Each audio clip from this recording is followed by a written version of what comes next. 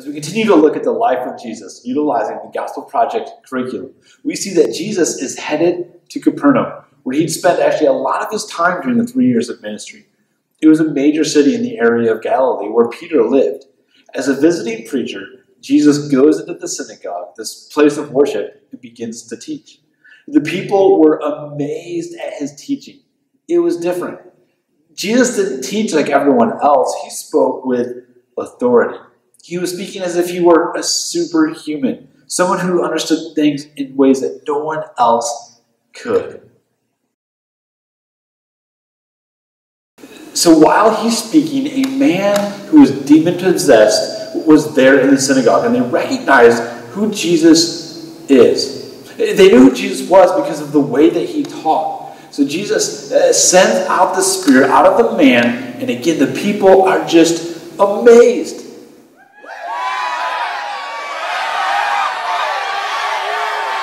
So the people are amazed at his teaching. They're amazed at his power. They begin to ask, who is this? Who is this person that stands before us? They recognize that Jesus was different. What about you? Have you answered that question for yourself? Who is Jesus?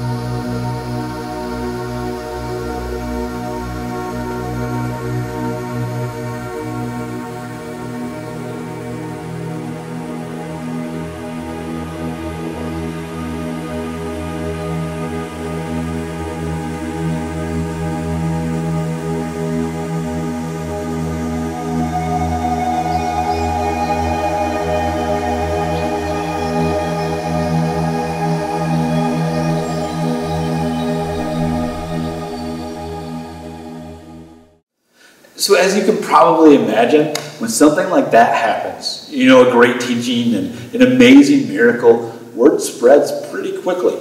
It takes no time for rumors to get started. So everyone in the area began to bring people to Jesus. They would bring sick people. They would bring people who were possessed. Anyone needing to be healed would come to him. Now, the city of Capernaum was about 1,500 people at the time, and we don't know exactly how many people came to Jesus, but could you imagine if suddenly 1,000 to 2,000 people just showed up at your door wanting to see you and for you to show them some trick that you can do? I don't know about you, but pretty sure I'd be overwhelmed. So Jesus did what Jesus often did. He removed himself. In Mark 1:35 tells us that Jesus got up early in the morning and went to a place of solitude. Now, that word solitude literally means wilderness. That word wilderness just keeps coming up. It's in the wilderness where Jesus went to meet with God. In the wilderness is where you grow in your dependence upon God. Learning to rely upon God's daily providence happens in the wilderness. See, Israel spent 40 years in the wilderness learning how to trust God. Jesus spent 40 days in the wilderness preparing for moments like these. And now, once again, Jesus heads to the wilderness.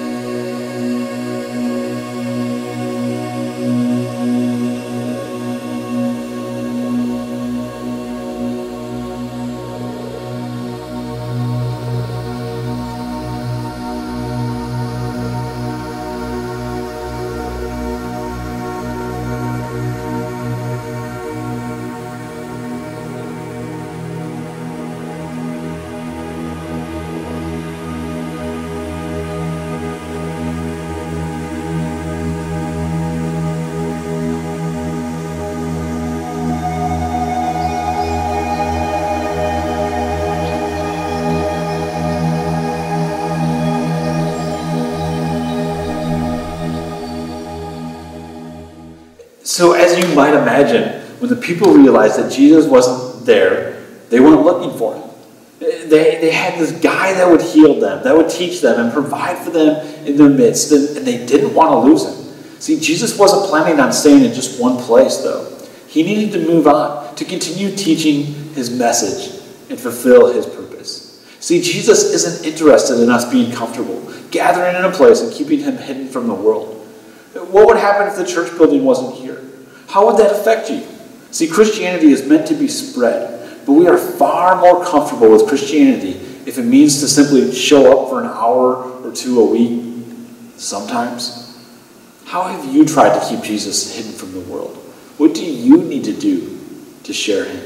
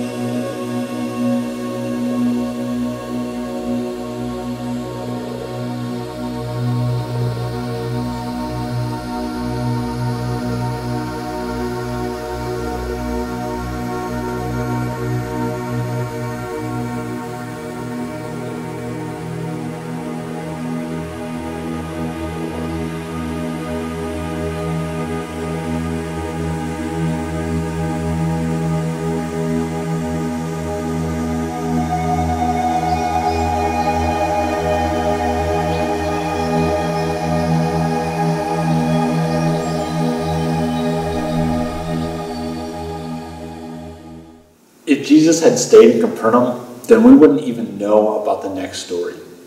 As Jesus was coming out of the wilderness, he meets another man in his own wilderness. He meets a man that isn't part of the community. See, this man has a terrible disease called leprosy. The Old Testament was very clear on how to treat certain diseases, and unfortunately, these people were cast out of the community for fear of spreading the disease. So as Jesus is going around preaching and healing people, his fame spreads. And this man hears of Jesus. He falls to his knees before Jesus and begs Jesus. He begs him. I'm not sure any of us have ever been that desperate before to actually fall before someone on our knees and beg.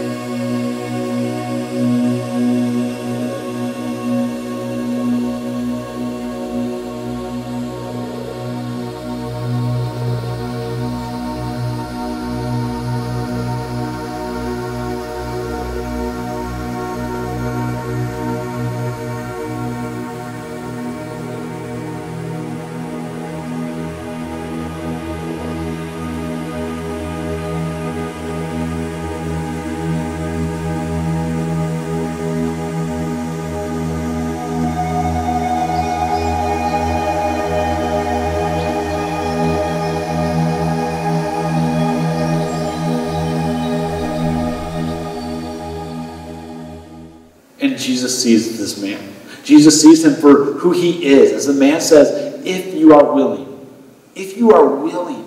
Do you hear the desperation in his voice? Jesus, if only you would have compassion. Jesus, if only you would see me. If only you were willing. And Jesus looks at him, and the Bible says he's moved with compassion. It overwhelms him.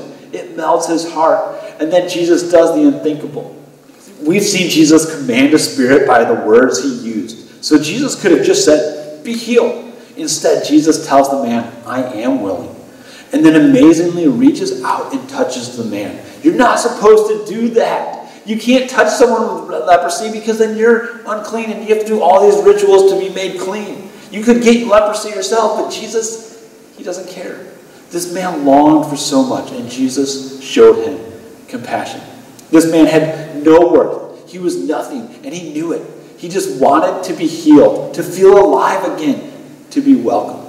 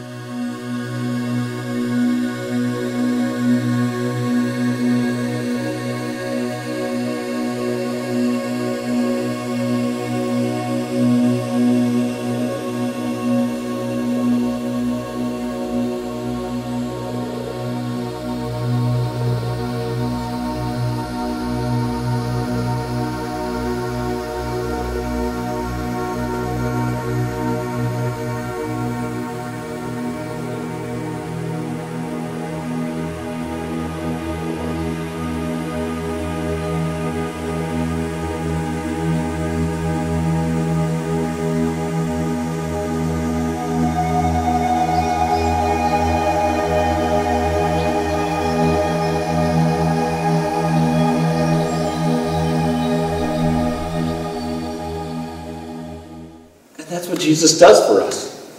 He heals our brokenness. He makes us alive again and welcomes us in. Now we have a responsibility to take that message and do the same for others. So who's the person that you need to be compassionate to? Who do you need to reach out to? Who do you need to take Jesus to?